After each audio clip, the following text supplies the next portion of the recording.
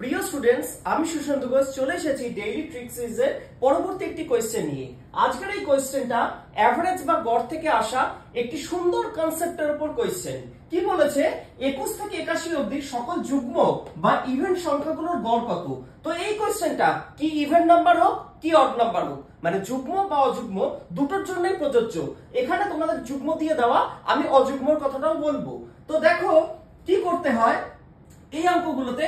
যদি বলে যদি এখানে অড নাম্বার জিজ্ঞেস করতো, অড বা অযুগ্ম, তাহলে আমরা কি করতাম, এই যে রেঞ্জটা দেওয়া 21 আর 81, এদের মধ্যে প্রথম যে অড নাম্বার মানে 21টাকে নিতাম, আর লাস্ট যে অড নাম্বার বা 81টাকে নিতাম। এই দুটোকে যোগ করে তাকে 2 দিয়ে ভাগ, তাহলে কত হতো, 21 আর 81 যোগ করলে 102, 102 কে 2 দিয়ে ভাগ করলে পেয়ে যেতাম 51।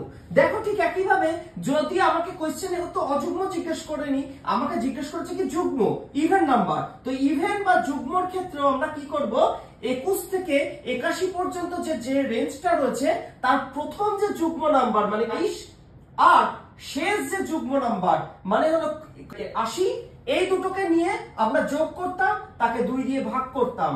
তার মানে 80 আর 22 যোগ করলে পেয়ে যেতাম 102, তাকে 2 দিয়ে ভাগ করলে 51। দেখো যুগ্ম হোক কি অযুগ্ম হোক দুই ক্ষেত্রে কিন্তু রেঞ্জ সেম থাকলে আমার আনসার সেম আসছে, অতএব এটার উত্তর হয়ে যাবে 51, অপশন বি কারেক্ট আনসার। দেখো আগের কোশ্চেনে তোমাদের দেওয়া হয়েছিল যে যুগ্ম সংখ্যাগুলোর গড়, এখানে 54 থেকে 134 অবধি অযুগ্ম সংখ্যাগুলোর গড় জিজ্ঞেস করেছে। তোমরা চারটে অপশন দেখে বলো কোন অপশনটা কারেক্ট হবে। ভিডিওটা ভালো লেগে থাকলে অবশ্যই লাইক করো, শেয়ার করো।